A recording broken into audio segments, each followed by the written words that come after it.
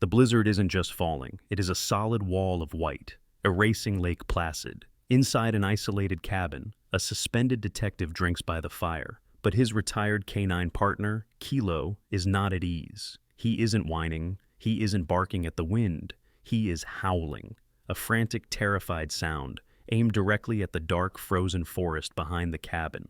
Out there, beneath a heavy pine, a 7-year-old boy is using his last body heat as a living shield. He is kneeling over two infant carriers, his thin pajamas frozen solid to his skin. He dragged them here on a small red sled. This detective thinks he's fighting a blizzard. He's wrong. He's about to enter a war where the only witness is a child, and his only true partner is his dog. What happens next will prove that the greatest guardians are often the ones we've already written off.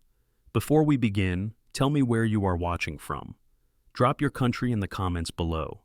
If you believe the most loyal hearts often beat inside an animal, hit subscribe now and share this story with someone who needs a miracle. Lake Placid wasn't just cold, it was being unmade.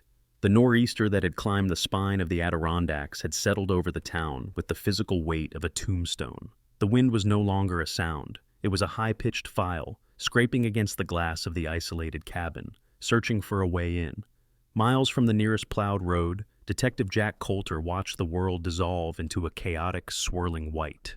At 38, he was a man running on fumes, anger, cheap whiskey, and the dregs of a career on ice. The suspension felt more like an execution. His badge was in a drawer, his service weapon locked up, and his patience was gone, eroded by a political setup he'd been too stubborn and too focused to see coming. He'd pushed, and the system, in the form of Tom Fawn, Evelyn Hayes, and her golden boy, Marcus Thorne, had pushed back harder. So he sat, trapped by the blizzard and his own simmering rage, letting the fire and the alcohol do their dull, insufficient work. Across the room, his only company stirred. Kilo, his retired canine partner, was a 9-year-old German shepherd, a magnificent animal of intimidating size, his black and tan coat thick against the winter. A thin white scar bisected his left eyebrow, a souvenir from a meth lab raid that had ended in a flashbang and a shattered door. In retirement, Kilo was a creature of profound calm, a professional soldier enjoying a quiet pension, his days marked by long sighs and heavy-lidded naps by the fire. Tonight, he was not calm. He'd been restless for an hour, huffing and pacing the floorboards. Now, he stood rigid, his head low, muscles bunching in his powerful shoulders. The shift was electric. The retiree vanished. The K9 was on duty. His gaze was locked on the back door, the one that faced not the road, but the endless storm-blasted forest. Kilo let out a single explosive woof. It wasn't a bark. It was a percussive sound, felt more than heard, designed to alert a partner to a threat. "Stand down," Jack mumbled, his voice thick. "It's the storm, Kilo. Nothing's out there." Kilo ignored him. He moved to the back door and began to scratch, not with the lazy scrape of a dog wanting out, but with a frantic, splintering urgency. He barked again, a rapid, high-pitched cadence that Jack hadn't heard in years. It was his man-tracking alert. "Kilo, enough," Jack snapped, rising from his chair. The dog backed away from the door, turned, and stared Jack dead in the eyes. Then he howled. It wasn't the lonely, mournful call of a wolf. It was an alarm, a desperate, intelligent, human-like summons that cut straight through Jack's alcoholic haze and pierced his heart with a needle of pure ice. Kilo did not make mistakes. He was a K9, trained to detect human scent above all else. If Kilo said someone was out there, someone was out there. The whiskey was forgotten. In 30 seconds, Jack was pulling on insulated boots, his tactical winter jacket, and grabbing the high lumen mag light from the mantel. He unlatched the deadbolt, and the wind tore the heavy door from his hand, slamming it violently against the cabin wall. He was met by a solid wall of white. It wasn't snow. It was an abrasive, airborne ice that blasted his face and stole his breath. "Kilo, find!" he roared over the shriek of the storm. The dog didn't hesitate. He bounded off the porch and vanished. A bark cut through the white, and Jack plunged in after it. It was like walking through frozen cement. The wind chill was lethal, and the snow was hip-deep in drifts. He couldn't see his own feet. His flashlight beam was a joke, a truncated cone of light that illuminated nothing but the sheer, blinding chaos of the air in front of him. He was operating on pure faith, navigating by sound, following the barks that were already being shredded by the gale. "Speak, Kilo!" A bark to his right. He pushed through low-hanging branches that felt like iron bars, his lungs burning. This wasn't a rescue, it was a recovery. No one could survive this for more than 20 minutes. Kilo's barks changed. They stopped moving and became frantic, localized yips. He'd found it. Jack pushed through a final curtain of snow-laden pine boughs and stopped, his heart seizing in his chest. His flashlight beam cut through the vortex and found the scene. At the base of a massive blue spruce, whose lower branches formed a natural, snow-filled cave, Kilo was digging furiously, sending up plumes of white. Jack panned the light down and saw a shape, a small, hunched mound, already half buried. "Oh God," Jack breathed, lurching forward, sliding the last few feet on his knees. It was a boy, no older than 7. He was wearing only thin Spider-Man pajamas and a soaked, unzipped hoodie, his skin a terrifying shade of blue. He was on his knees, his body curled forward in a desperate dome, shivering so violently it seemed his bones would break. He was shielding something. "It's okay, son. I'm here to help," Jack shouted, his voice cracking.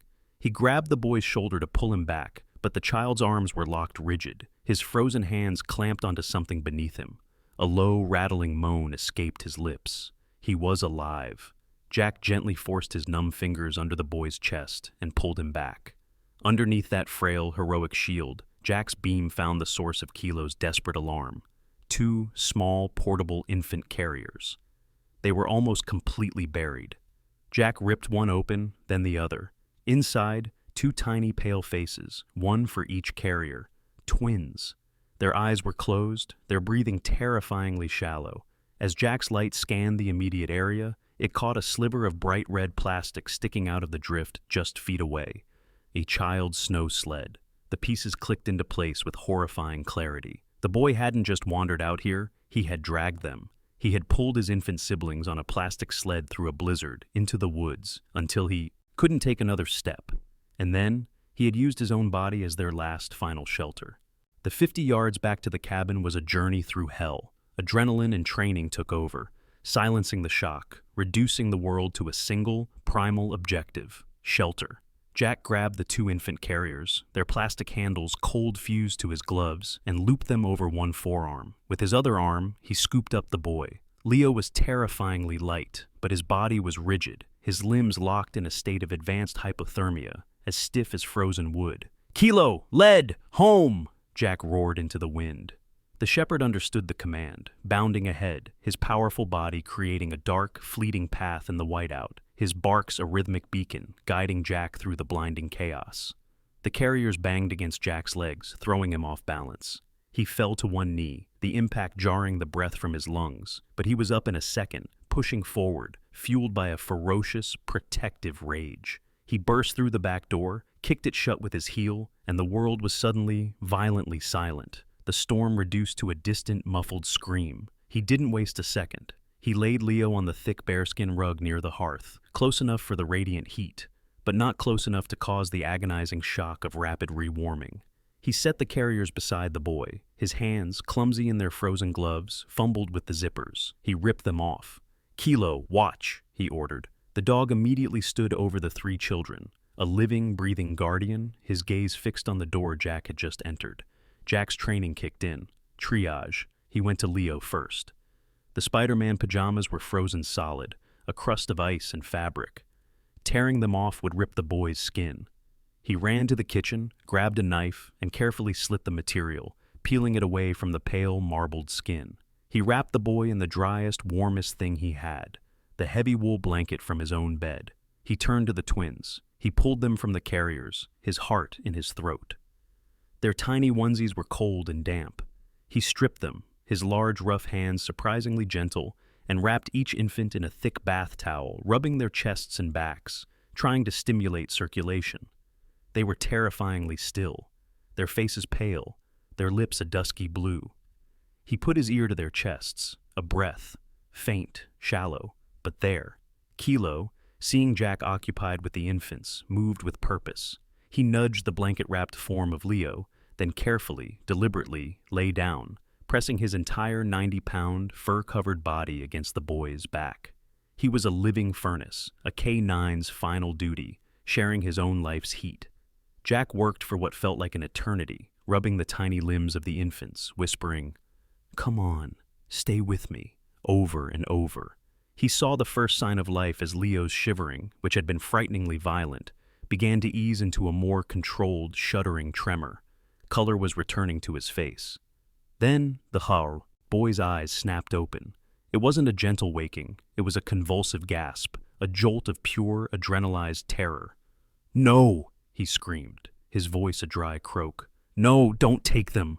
Leave us alone!" He scrambled, his movements weak and uncoordinated, his eyes wide and unfocused, seeing not Jack, but the threat he had fled.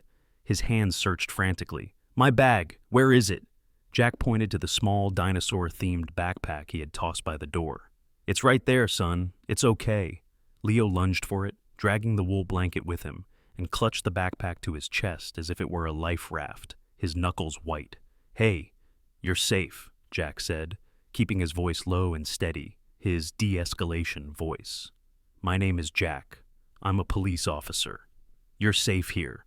The boy's panicked eyes darted around the room, finally landing on the German shepherd. The terror in his gaze softened, replaced by a flicker of exhausted recognition. "Kilo?" he whispered. Kilo, hearing his name, lifted his heavy head from the rug and licked the boy's frozen hand. That single gesture broke the spell. The boy's rigid posture collapsed, and a dry, ragged sob tore from his chest. Mom said Kilo would find me." Jack knelt, his heart cracking. "Leo, is that your name?" The boy nodded, still clutching the bag. "Leo, what happened? Where is your mom?" The boy's face crumpled. We had to hide." "Hide from who, Leo?" Leo's body tensed again, his voice dropping to a terrified whisper. "From Uncle Marcus." The name hit Jack like a physical blow. Marcus Thorne, his suspension, his investigation. It all crystallized in a sickening flash of clarity. This wasn't a random family lost in the storm. This was the very case that had cost him his career. "What did he do, Leo?" He pushed Mom," Leo whispered, tears freezing on his pale cheeks. "She fell down. She was bleeding. She gave me the bag. She put Noah and Luna on the sled." Jack could picture it. Amelia, his confidential informant, the woman who had been feeding him documents about Thorne's financial crimes, now gravely injured. "She told me," Leo choked out, "Run.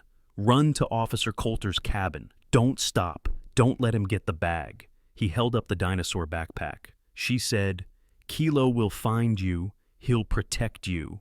Jack finally understood. Amelia hadn't just been sending her kids to safety. She had been sending him the evidence. The one thing Marcus would kill for. His suspension wasn't just procedural. It was a strategic move by Thorne and Judge Hayes to isolate him, to cut Amelia off from her only lifeline.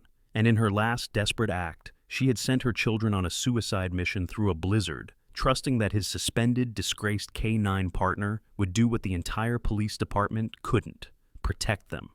The immediate crisis of the cold was stabilizing. Leo was wrapped in fresh blankets, sipping lukewarm water Jack had given him.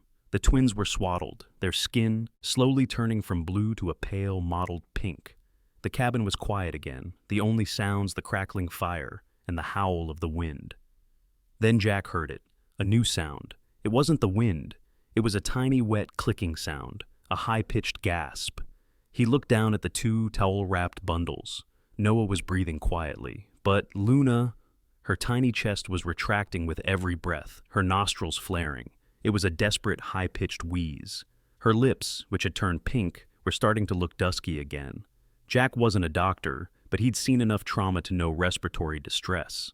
Pneumonia, the air she had inhaled in the storm.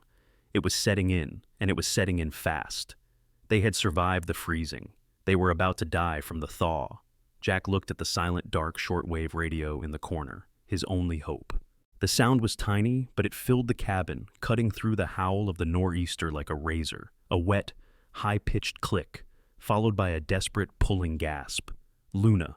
Jack's blood ran cold. He was a detective, a man trained to hunt evil, to handle violence and chaos. But this was a different kind of enemy.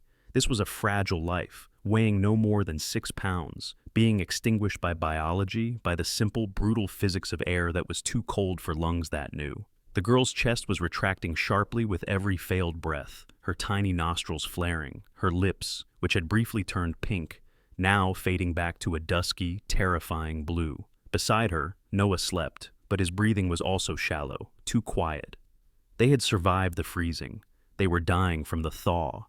His eyes locked on the corner of the room, on the heavy, obsolete piece of metal and vacuum tubes, his shortwave radio. It was an analog anchor in a digital world, a relic he kept for the nostalgia, for the off-grid fantasy. Tonight, it was his only shot. "Leo, stay with Kilo," Jack commanded, his voice tight. The boy, wrapped in a mound of wool blankets, nodded, his wide, terrified eyes fixed on the struggling infant. Kilo didn't move, a 90-pound guardian, his body pressed against the boy's, his gaze unwavering from the windows. Jack threw the switch on the radio's power supply. Nothing. The cabin's generator was laboring against the storm, the lights flickering. The radio needed clean, stable power. He swore, kicking the desk, then remembered. He dove into a closet, pulling out a hand-crank generator, a piece of survivalist gear he'd bought on a whim. He plugged it in and began to crank, his arm burning, the cabin filling with the whine of the dynamo and the static-laced hiss of the receiver. He grabbed the microphone, his thumb jamming the talk button. "Mayday, mayday, mayday," he yelled over the static, his voice cracking. "This is Detective Jack Coulter, badge 941, operating blind from my personal cabin. Coordinates 44 degrees, 15 minutes north." He rattled off the location he knew by heart. "I have a medical emergency. 3 children. Hypothermia, 2 infants, 1 infant, female, in acute respiratory distress. I need medical evac. I need help. Now." He released the button. The cabin was filled with the roar of static. The storm was a blanket of electromagnetic noise, suffocating any signal. He broadcast again, and a third time. Nothing but the sound of the storm mocking him. He was about to slam his fist on the desk when a voice, sharp as broken glass, cut through the hiss. "Coulter? Is that you? You sound like hell." The voice was female, laced with impatience and a steel wire intensity. Jack almost sobbed in relief. Sarah, thank God. I need you." Across the frozen expanse 5 miles over the ridge, Dr. Sarah Jenkins kicked the leg of her workbench. She'd been up for 30 hours, fighting to save a soul. Premature calf born in the heart of the storm. The radio call had blasted through her barn, interrupting the fragile quiet. She had recognized Jack Coulter's voice instantly, the arrogant, suspended cop who lived like a hermit on the next mountain. She didn't like him, but she respected his K9. And she heard the panic in his voice, a sound she'd never heard from him before. "Infants? Plural?" she snapped into her own transmitter. "Yes, 2, and a 7-year-old boy. The girl, Sarah, she's not breathing right. I think it's pneumonia." There was a long, cold silence. "I'm a vet, Jack, not a pediatrician." "You're all I've got," he pleaded. "They won't last till the plows get here. They won't last another hour." Another crackle of static, followed by a deep, weary sigh. "Keep them warm. Damn it, don't feed them. If they're aspirating, you'll kill them. I'm coming. Jenkins out." In her barn, Sarah moved with an economy of motion that was almost violent. She was a woman in her early 50s, tall and sinewy, built from the kind of lean, weathered material the mountains themselves were made of. Her face was all angles and sharp observations. Her skin chapped red by the wind, her eyes a startling pale gray that had seen too much hard work and too many hard winters. Her hair, a mix of salt and pepper gray, was yanked back into a severe functional ponytail. She wasn't a gentle woman, she was a practical one. She grabbed her go bag, a heavy-duty canvas kit that smelled of antiseptic and farm animals, and threw in a small, portable oxygen tank and a box of broad-spectrum antibiotics. She pulled on insulated bib overalls, heavy-duty snowmobile boots, and goggles. She didn't hesitate. Animals were her life because they were predictable. People, like Coulter, were a mess. But these were infants, the most helpless animals of all. The journey was a suicidal battle against the elements. Her heavy-duty Ski-Doo screamed as she throttled it, its single headlight cutting a frantic yellow cone in the blinding white. The wind tried to rip her from the seat, and drifts, solid as concrete, threatened to flip the machine. She navigated by instinct, by the memory of the trees, her jaw set, her entire focus on the single blinking light of Jack Coulter's cabin, a beacon in the abyss. 20 minutes later, Jack's back door burst open in an explosion of snow and ice. Sarah Jenkins stood in the doorway, framed like an Arctic apparition, her goggles frosted white. She ripped them off, her pale eyes sweeping the room in one terrifying, all-encompassing glance. Coulter, looking like a ghost. The K9 poised for a fight. The boy, huddled in blankets, and the two tiny bundles on the rug. "Out of my way, Coulter," she commanded, shrugging off the snow-caked bag. She was on her knees instantly. She didn't coo or soothe. She was a mechanic looking at a broken engine. "Boiled water, now, and all the clean towels you have." She laid out her tools on a towel. Stethoscope, syringes, vials. She pulled the tiny oxygen mask, one designed for a pug or a newborn lamb, and fitted it over Luna's face, cracking the valve on the tank. A quiet hiss of pure oxygen filled the mask. She listened to Luna's chest, her eyes closed. "Consolidation in the lower lobe," she muttered. "Pneumonia. Fast." She grabbed a large vial of antibiotics labeled for livestock, her hands, chapped and rough, now moving with the precision of a surgeon. She drew a minuscule, impossibly precise dose into a tiny syringe, swabbed the infant's thigh, and administered the shot. She did the same for Noah. "He's heading the same way, just slower." Jack and Leo watched, frozen, as this whirlwind of raw competence took over the cabin. For 10 agonizing minutes, the only sound was the hiss of the oxygen and the howl of the storm. Then, the wet, clicking gasp in Luna's chest softened. The retractions eased. Her tiny hand, which had been clenched into a tight blue-white fist, uncurled. Sarah Jenkins sat back on her heels, pushing the wet hair from her face. She was exhausted, but her gaze was sharp as steel. She looked at Jack, then at Leo, who was still clutching the dinosaur backpack as if his life depended on it. She'd saved them, for now. "They'll live," she said, her voice flat.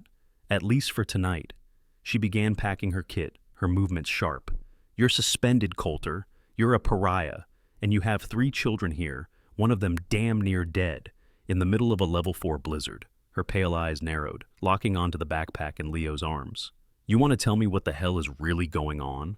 The question hung in the superheated air of the cabin, sharp and heavy as the smell of ozone from the radio. "You want to tell me what the hell is really going on?" Sarah Jenkins's pale gray eyes were not accusatory. They were analytical, demanding data. She had just fought a blizzard and the specter of death for 3 children she didn't know. She had earned the right to an answer. Jack Coulter looked at this woman, this sinewy, exhausted veterinarian who smelled faintly of antiseptic and snow. He saw the competence in her rough, chapped hands, the intelligence in her unflinching gaze. He looked at Leo, huddled by the fire, his small body wrapped in wool, his eyes, wide and ancient, tracking the conversation. He looked at the 2 infants, their breathing now steadier, deeper, thanks to her intervention. And he looked at Kilo, who sat alert by the hearth, no longer fixated on the door, but on Sarah. The dog, trained to read human intent, was calm, his posture relaxed. Kilo trusted her. That was enough for Jack. "It's not my story to tell," Jack said, his voice rough. He walked over to the fire and knelt, bringing himself down to the boy's level. "Leo, your mom, she told you to bring that bag to me, right?" Leo nodded, his grip tightening on the dinosaur print strap. "She said, 'Don't let Uncle Marcus get it. Give it to Officer Coulter. He'll know what to do.'" Jack's throat tightened. Amelia hadn't just been his informant. She had been a friend, a terrified woman caught in a trap, and he had been too slow, too compromised to save her. "I know, Leo. I'm him. I'm Coulter." He held out his hand. "She sent me that bag because she trusted me to protect you, and I will. But to do that, I need to see what's inside it. Is that okay?" Leo stared at Jack's outstretched hand, his gaze flickering between the detective and the dog who had saved him. He saw the K9's calm, the man's exhaustion, and the gentle way he spoke. Slowly, agonizingly, the boy unzipped the main compartment and pulled out an object wrapped in a plastic grocery bag. He didn't hand it over. He placed it on the floor between them. It was a standard portable hard drive. Sarah Jenkins let out a low whistle. "Jesus, Coulter, what did you get this woman into?" Jack ignored the jab. his focus entirely on the drive. He retrieved his personal laptop from his go bag, an old, heavy, non-department model, wiped clean of any network software. He never trusted the cloud. He plugged the drive in. The machine whirred, recognizing the hardware. A single password-protected folder appeared. Jack's fingers hovered over the keys. "Amelia's birthday," he muttered, typing in the 8 digits he'd seen on her intake forms. Access granted. The folder opened, revealing a meticulously organized nightmare. It wasn't just a few files. It was a digital archive of systematic, cold-blooded evil, compiled by a woman who knew she was going to die. "Sarah, you're going to want to hear this." He clicked the first file, an audio recording. The cabin filled with the sound of a polite boardroom-style conversation. Voice 1, male, smooth, confident, dripping with the expensive, unhurried cadence of old money and private schools. Jack recognized it instantly. Marcus Thorne. "The liquidation of the trust is the final step, Evelyn, but it cannot proceed while the primary beneficiary, and regrettably her issue, are still a legal factor." Voice 2, female. This voice was the real shock. It wasn't the voice of a thug. It was crisp, aristocratic, and sharp with impatience. Tom Fawn Evelyn Hayes, a woman known for her charity work and her tough-on-crime rulings. "Your sister-in-law is a loose end, Marcus. She was seen meeting with that Coulter, that rabid dog of a detective. She's compromised, Marcus. I understand. The accident for her car is already arranged. The storm will provide perfect cover. But the children, the assets..." "Judge Hayes, the children," she snapped, "are irrelevant. Once Amelia is gone, I will declare them wards of the state. Their custody will fall under my jurisdiction. I will sign the transfer papers, they will be moved to the Midwest facility, and they will be lost. The trust will dissolve. You get your money, Marcus. Just be clean." Marcus. "And Coulter?" Judge Hayes. A cold, dry laugh. "Coulter has been handled. His suspension is indefinite. By the time he crawls out from under his internal affairs review, the children will be gone, the money will be offshore, and he will be just another disgraced cop with a drinking problem." The audio file ended. The cabin was deathly silent, save for the fire and the wind. Sarah Jenkins, who had been leaning against the wall, now stood bolt upright, her face pale, her knuckles white. "That's Judge Hayes," she whispered. She speaks at the Rotary Club." Jack didn't answer. He clicked on the next folder, labeled Financials. The screen filled with scanned documents, forged custodial transfer requests for children Jack had never heard of, all pre-signed by Judge Hayes, offshore bank statements from shell corporations in Thorne's name, and a digital copy of a life insurance policy taken out on Amelia, listing Marcus Thorne as the sole beneficiary, dated 3 weeks ago. It was a franchise. Amelia and her children weren't the first. They were just the ones who fought back. The final file was a text document named For Jack. He opened it. It was a letter from Amelia, written the day before. "Jack, if you are reading this, Marcus won. He's coming. I know he is. Judge Hayes runs everything. She uses her power in family court to identify orphaned children with large, unsupervised trusts. Marcus, as a trust lawyer, finds the loopholes. They've been doing this for years. They disappear the children into private, out-of-state adoption rings, and they liquidate the assets. When I found out what they did to my late husband's estate, I tried to stop them. They threatened me. I came to you. Then they had you suspended. I know they'll make my death look like an accident. I can't protect my babies. Marcus will get them. Please, Jack. I'm sending them to you. It's the only chance they have. The road to your cabin is the only one they won't watch. They think you're a drunk, broken man. They don't know you. Protect my children. Avenge us." Amelia. Jack closed the laptop, the click echoing in the small room. He looked at Sarah. Her face was a mask of cold fury. "So," she said, her voice dangerously quiet, "you're not a suspended cop. You're a target. And these children, they're not just orphans," Jack finished, his voice like gravel. "They're witnesses, and they're the evidence." The immediate, terrifying reality of their situation settled over them. The storm that had trapped them, that had nearly killed the children, was also the only thing protecting them. The blizzard was their only ally. As long as it raged, Marcus and his men couldn't get up the mountain. As long as the plows were grounded, they were safe. The hiss of the oxygen tank, the crackle of the fire. The cabin was a tiny, warm island in an ocean of lethal cold. Sarah finally sat down at the table, running a hand through her damp, graying hair. "Okay, Coulter, we're in this. The children are stable. The storm is our cover. We wait it out, and when it breaks, we—" She stopped. Her words were cut short by a sound. Not from the storm, not from the children. It came from Kilo. The German shepherd, who had been resting peacefully by the fire, was now on his feet. He had moved with silent, fluid grace, not to the back door where he'd first found the children, but to the front door. The door that faced the only road up the mountain. He wasn't barking, he wasn't whining. His head was low, his ruff slightly raised, and from deep in his chest came a sound that made the blood freeze in Jack's veins. A low, vibrating, barely audible rumble. It was the sound Kilo made just before a raid, the sound he made when the threat was no longer distant. It was the sound of an enemy at the gate. The sound was not the storm. The wind shrieked and howled, a physical assault on the cabin's walls. But this new sound was an insurgency from within. It was Kilo.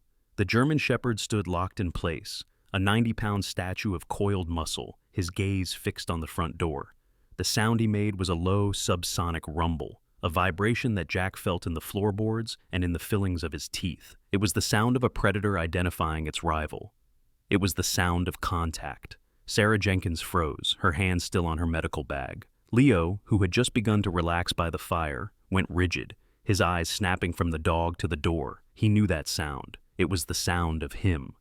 "Jack," Sarah whispered, her voice barely audible. "What is that?" Jack didn't answer. He was already moving, his stockinged feet silent on the wood floor.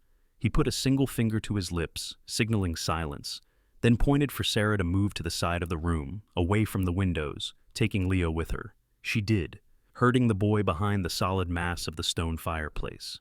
Jack clicked off the main lamp, plunging the cabin into the flickering, deceptive light of the fire.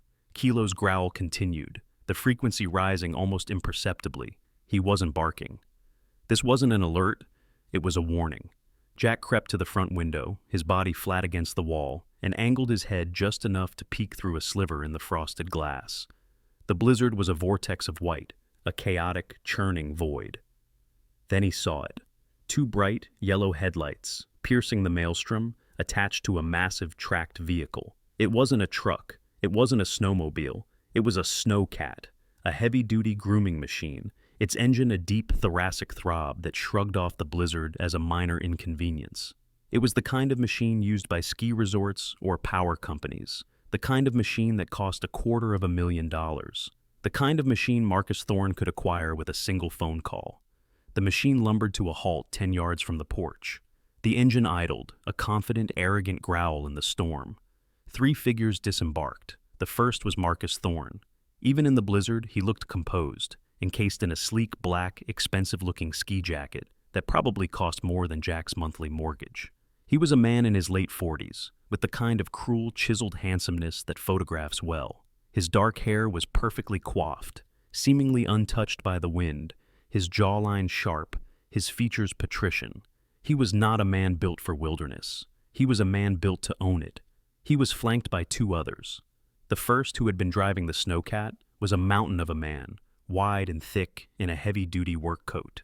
He moved with a professional, unhurried competence, his face obscured by a thick beard and a wool cap pulled low. He looked like an oil rig worker, solid and dangerous. The second man was the opposite. He was wiry, nervous, his movements jerky. He wore a thin, fashionable jacket, insufficient for the cold, and he kept patting his pockets, his eyes darting everywhere. He was the loose cannon, the enforcer. Jack stepped back from the window, his mind racing. They were here. The storm hadn't been enough. He had a suspended badge, a veterinarian, a 7-year-old, 2 infants, and a dog against 3 men, one of whom had just murdered his sister-in-law. He couldn't fight them. He had to play them. He looked at Sarah, his face hardening, changing. The desperate, suspended cop vanished. Detective Coulter took his place. "Sarah," he said, his voice low and firm, "you are Dr. Jenkins, a neighbor. You're here on a medical call. Say nothing else. Let me handle this." Sarah, reading his intent, nodded once, her face becoming a mask of professional concern. A heavy, authoritative knock banged on the door. Kilo let out a single, sharp bark. "Quiet, Kilo," Jack commanded. He took a breath, smoothed his features into a look of tired annoyance, and opened the door. The wind blasted in, carrying Marcus Thorne with it. "Mr. Coulter, Detective Coulter," Marcus said, his voice a perfect symphony of manufactured panic and relief. He brushed snow off his expensive jacket, his eyes, cold and blue, scanning the room. "My God, am I too late? Are they here? My sister-in-law, Amelia, her car. We found it down the trail. God, is she—" He performed his grief perfectly, his hand even coming up to his mouth, his voice breaking. It was a flawless performance. "She's not here," Jack said, his voice flat, playing his own part. "But the children are." Marcus's relief looked utterly genuine. "Thank God! Thank God!" He stepped inside, his two associates filtering in behind him, bringing the lethal cold of the outside world with them. The big man, Hoki, positioned himself by the door, his arms crossed. The wiry one, Jax, lingered near the kitchen, his eyes darting everywhere, his hand never leaving his jacket pocket. We were so worried," Marcus continued, his gaze landing on the fireplace. He saw Sarah, then he saw Leo, who was half hidden behind her, clutching the dinosaur backpack. Marcus's eyes, which had been scanning the room with feigned concern, locked onto that backpack. The mask slipped. For 1/10 of a second, the grief evaporated, replaced by a cold reptilian focus. There it is. He'd found what he'd come for. "Who is this?" Marcus asked, his tone shifting, becoming more authoritative as he looked at Sarah. "Dr. Sarah Jenkins," Sarah said, her voice clipped and professional. "I'm a neighbor. These children were found near death from hypothermia. The infants are suffering from acute pneumonia. They are medically unstable." Marcus nodded, his expression shifting to one of grave concern. "Doctor, I am indebted to you. And to you, detective. But I'll take it from here." He smiled, a flash of white, perfect teeth. "I'm Marcus Thorne. I'm their uncle, their legal guardian." He motioned to his men. "We have a warm, secure vehicle. We'll transport them to the hospital in Albany immediately." Sarah stepped forward. "Absolutely not," she said, her voice ringing with indisputable authority. "I am telling you as a medical professional, moving those infants in this storm, in their condition, is a death sentence. Their lungs can't handle another shock. They are stable here, under my care, and they do not move." Marcus's smile tightened. It lost its warmth. "Doctor, I appreciate your rural enthusiasm, but I have guardianship paperwork. I am taking them. And I'm telling you, as an officer of the law, they're part of an active investigation into their mother's disappearance," Jack said, stepping forward, positioning himself between Marcus and the children. "They don't go anywhere." There it was, the line. Marcus Thorne looked from Jack to Sarah, then back to Jack. He chuckled, a low, humorless sound. "An officer," he scoffed. "You're not an officer, Coulter. You're a disgraced suspended drunk hiding in a cabin. You have no authority. You have no badge." He nodded to Jax. "You've been handled." The pretense evaporated. The temperature in the cabin dropped. The big man, Hoke, turned and bolted the front door. The wiry one, Jax, let his jacket fall open, revealing the butt of a Sig Sauer pistol tucked into his waistband. "This has been very dramatic," Marcus said, his voice now flat, bored, and deadly. "But we're done playing." He took a step toward Leo. "Leo, come here. Give me the backpack." Leo whimpered and pressed himself further against Sarah. Kilo, who had been watching this entire exchange with a low, vibrating growl, now stood, his ruff fully erect, his lips curling back to reveal his teeth. "Call off your dog, Coulter," Marcus warned. "I'm walking out of here with the children, and I'm walking out of here with that hard drive." He looked at Jack, his blue eyes as empty and cold as the storm outside. "The blizzard is loud. It covers all sorts of tragic accidents. A fire, a struggle, a suspended cop who finally snapped. Give me the bag, or I promise you by morning this cabin will be nothing but a very sad story." The air in the cabin was so thick with malice it was almost unbreathable. Marcus Thorne's ultimatum hung between them, a cold, sharp blade. Jack's heart hammered against his ribs, but his mind went utterly, terrifyingly calm. The whiskey haze was gone, burned away by pure, undiluted adrenaline. He was a suspended cop with no badge, no gun, and no backup, facing 3 armed men. But they were wrong. He wasn't unarmed. He had a partner. Kilo stood beside him, the low vibrating growl a promise of restrained violence. His eyes locked on the twitchy, nervous one, Jack's, whose hand was now clamped firmly on the pistol in his waistband. Jack knew this setup. Hoke, the mountain, was the anvil, blocking the only exit. Jack's was the hammer, the immediate, unpredictable threat. And Marcus was the architect, the man who thought he controlled it all, the man who was too clean to do his own dirty work. "I asked you a question, Coulter," Marcus said, his voice losing its bored patience, replaced by a cold snap of command. He looked at Jack's. That was all it took. A simple nod. "The bag and the boy. Gently, if you can." Jack smiled, a greasy, unpleasant expression. He took a step toward the fireplace, his eyes on Leo. "Come on, kid. Don't make this hard." He began to pull the pistol from his waistband. He never cleared the holster. The second Jack saw the black steel of the weapon begin to move, he gave the command he had spent 8 years training. It wasn't a shout. It was a sharp, explosive burst of air. "Kilo, can thiep." It was the engage command, the order to neutralize the single, most immediate, lethal threat. Kilo didn't bark.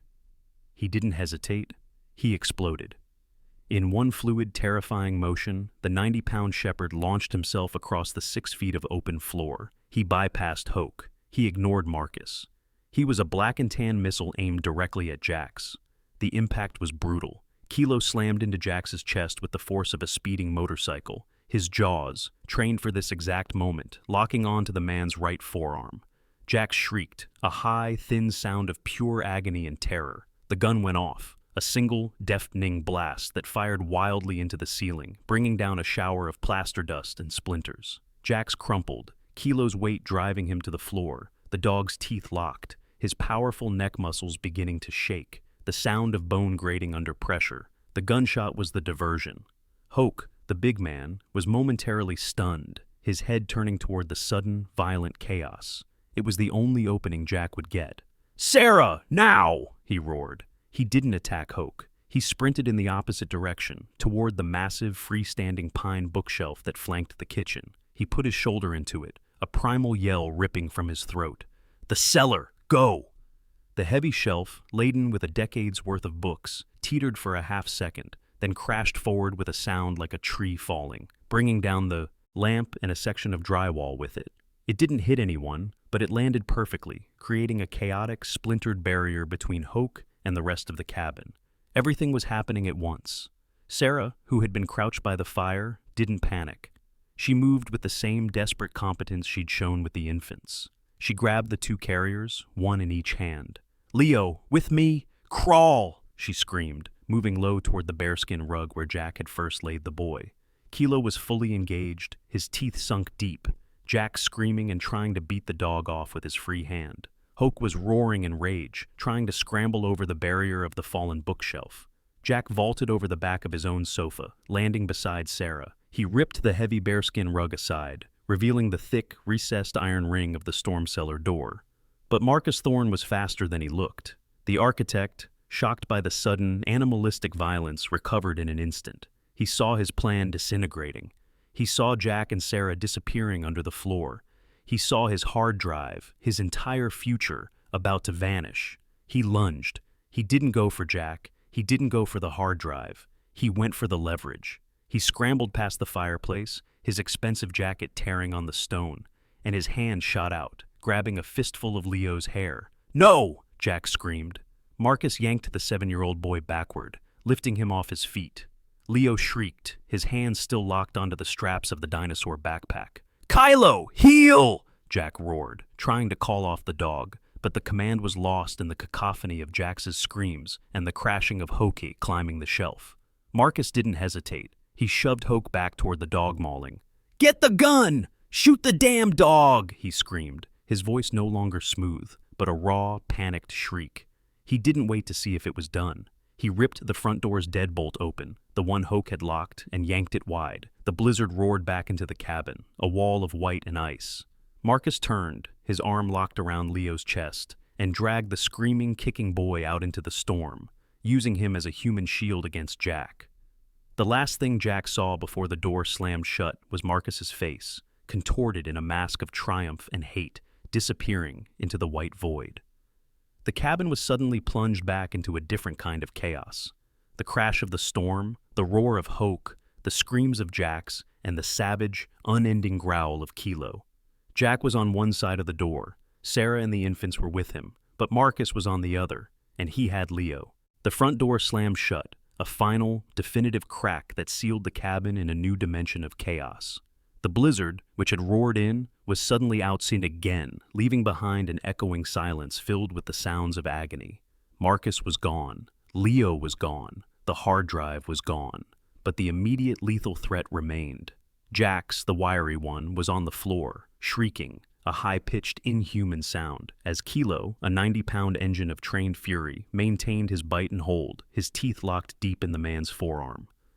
The other henchman, Hoke, the mountain, was roaring in rage, already halfway over the splintered ruin of the bookshelf Jack had toppled. He was an avalanche of muscle and denim, his eyes fixed on Jack. In that split second, Jack faced an impossible choice: the door or the threat. Go after Leo into the blizzard, or defend the infants from the man about to tear him apart.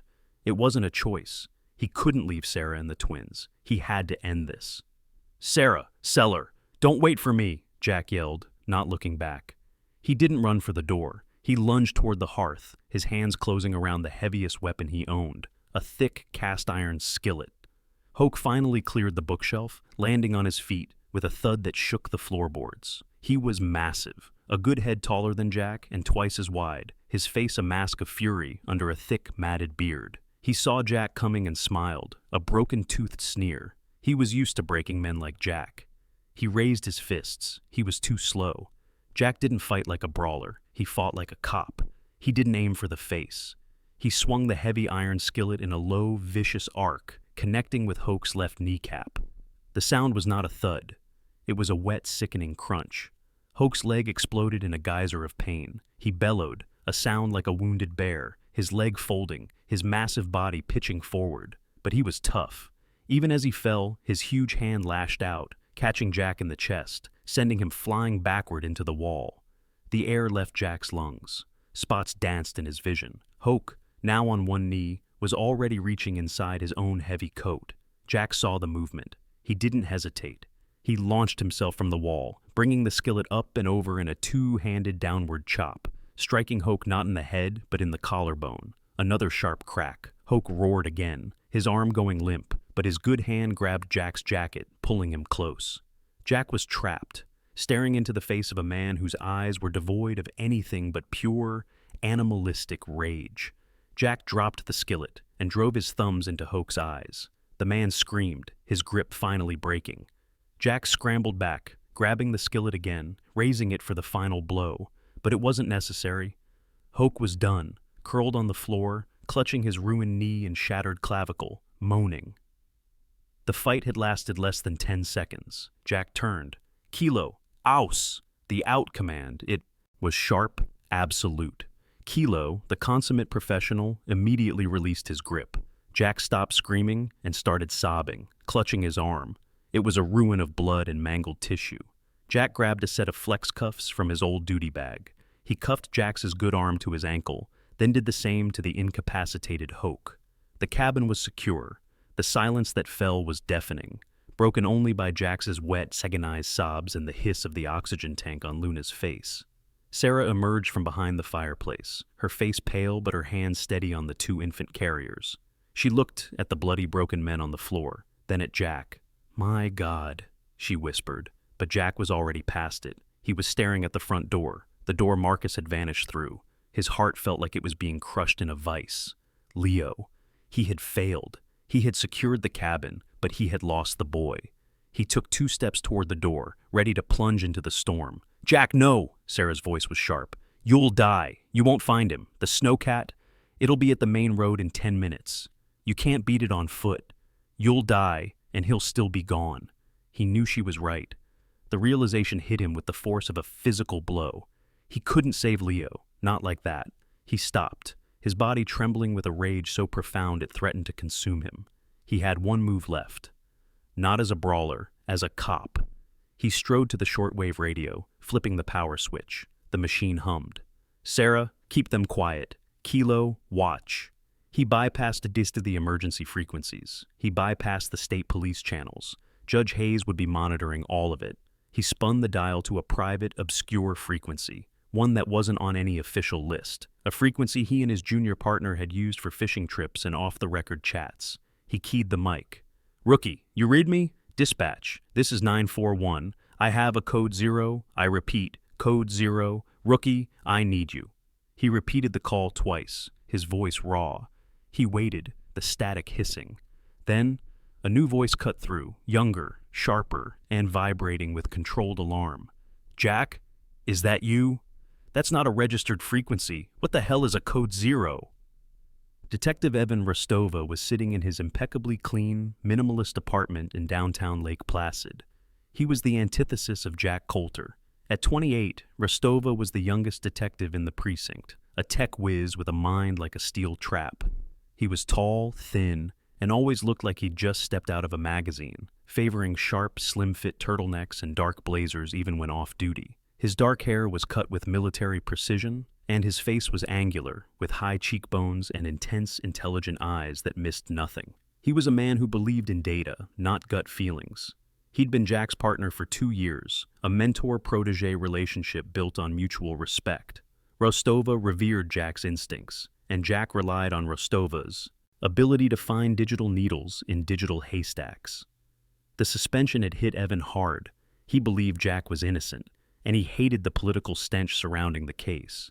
He'd been working it quietly, off the books, ever since Jack was benched. "Jack, talk to me. What's going on?"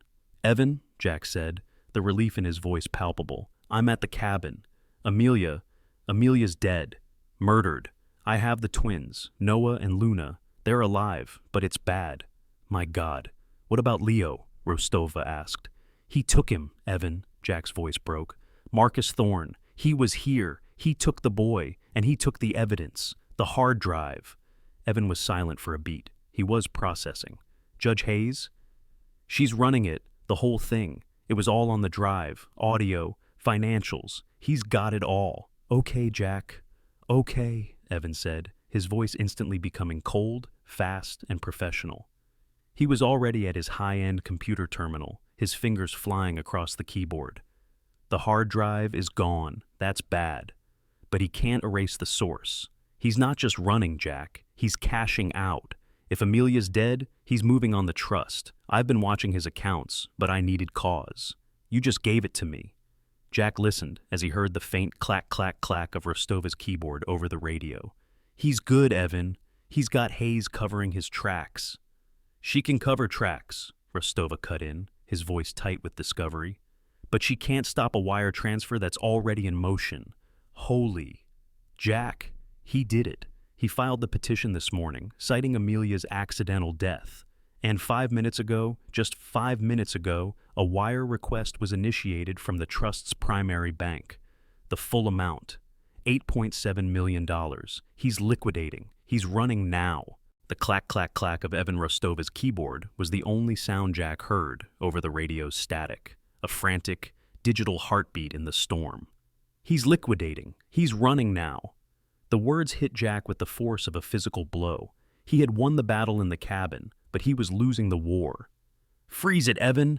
You have to freeze the wire!" Jack yelled into the microphone, his voice raw. He looked at the 2 broken men on his floor, at Sarah clutching the infants, at the empty space where Leo had been. "I can't. Not directly," Evan's voice came back, cold, fast, and utterly focused. The panic was gone, replaced by the precision of a surgeon. "The transfer is flagged judicial override, signed by Hayes. The bank's automated system won't stop it, but they can." "They?" Sarah asked, moving closer to the radio. "The FBI," Evan said, his voice tight. "This just went from a state-level homicide to multi-million-dollar federal wire fraud. That's their jurisdiction. Judge Hayes can block the state police. She cannot block the feds." Jack heard a click as Rostova rerouted his call. "Jack, listen to me. I'm patching this entire audio file, the confession, the wire transfer data, Amelia's letter, directly to the Cybercrimes Division in Albany. I'm declaring an active multi-state kidnapping and wire fraud." This is the cause, Jack. This is the whole case. The line went silent for a moment. What about Leo? Jack whispered, his knuckles white on the microphone. He's in the snowcat. He's got the hard drive. The hard drive is physical, Evan said, his voice grim. The money is digital. We stop the money. We take away his reason for running.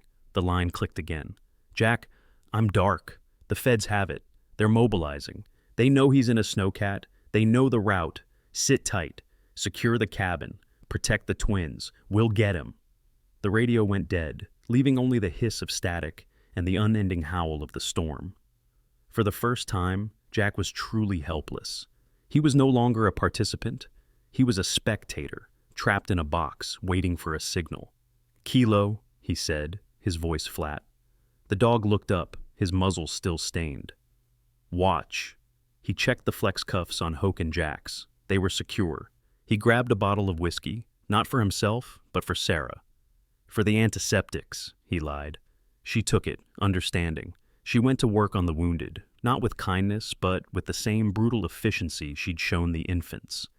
You, she said to Jax, are going to lose that arm, but you won't bleed out in my cabin. The next hour was the longest of Jack Coulter's life. It was a suffocating, agonizing limbo. Miles away, the snowcat, a black, hulking beast, tore down the only access road that led off the mountain. Inside, it was loud, the diesel engine thrumming, the tracks churning. Marcus Thorne was driving, his knuckles white, his handsome face a mask of adrenaline and pure, unadulterated rage. He had failed. The cleanup was a mess. Coulter was alive, the vet was alive, but he had the only two things that mattered: the hard drive, now tucked securely in his jacket, and the leverage. In the passenger seat, Leo sat, his small body rigid with terror. He wasn't crying. He had gone somewhere deep inside himself, a place of silent shock. You, Marcus spat, not taking his eyes off the swirling white void in front of him, have cost me everything. You and your pathetic snooping mother. He pressed the accelerator. The snowcat was a tank. It was invincible. He just had to get to the private airstrip 50 miles away. The wire transfer would be complete by the time he landed in the Caymans. The hard drive was his insurance. The boy was a loose end he would tie up at the airport. He saw the lights first, a disorienting, strobing flash of red and blue in the whiteout. He slowed, his heart seizing. It was impossible. No one was out here, not in this. As he rounded the bend, he saw it, a hard checkpoint. Not a local police cruiser, but a massive military-style MRAP vehicle painted in the dark blue of the New York State Police, its lights cutting through the blizzard, completely blocking the road. No, Marcus whispered. He slammed on the brakes, the snowcat skidding to a halt, its tracks grinding. Troopers in full winter tactical gear emerged from the vehicle, their rifles leveled. This wasn't a DUI checkpoint. This was an arrest. He was trapped.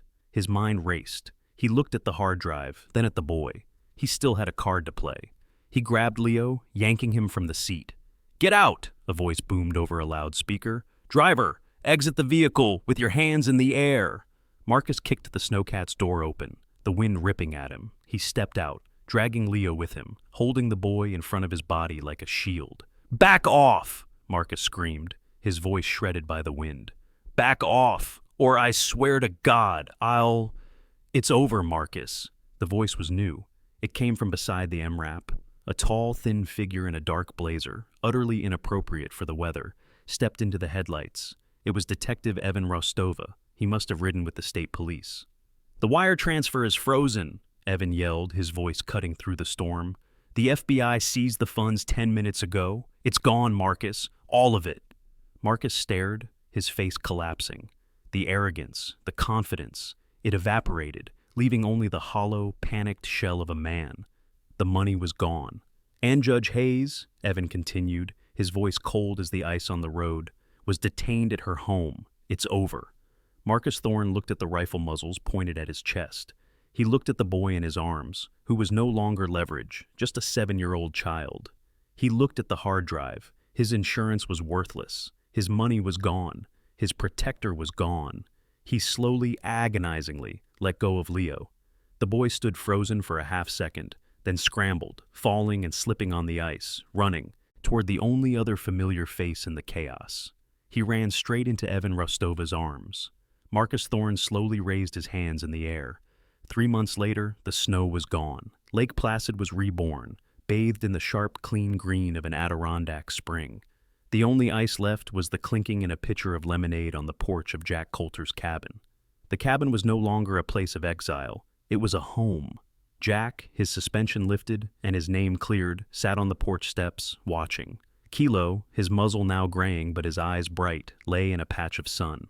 In the newly fenced-in yard, Leo, his face filled out, his eyes no longer haunted, was throwing a baseball. He wasn't a good thrower, but he was learning. Kilo would dutifully retrieve the ball, drop it at his feet, and wait. From inside the open cabin door came the sound of Sarah Jenkins's sharp, no-nonsense voice, cooing at the 2 infants, Noah and Luna, who were healthy, babbling, and thriving in a playpen. She'd stopped by to check on the patients 3 months ago and had, somehow, never quite left. Jack held a thick manila envelope on his lap. It wasn't evidence. It was a file from the county court. A new court, with a new judge. He opened it and looked at the top sheet. Decree of adoption. It listed 3 names, Leo Coulter, Noah Coulter, and Luna Coulter. He smiled, a real, easy smile. He had been a disgraced detective, a man with no purpose. But the storm, which had taken so much, had also delivered a miracle. It had brought on him a family. Sometimes, a miracle isn't a thunderclap. It's a loyal dog barking in a storm. God works in mysterious ways. He doesn't always send angels. Sometimes, he sends broken people, like Jack, Sarah, and Evan. He used them to save 3 innocent children, and in saving them, they saved themselves.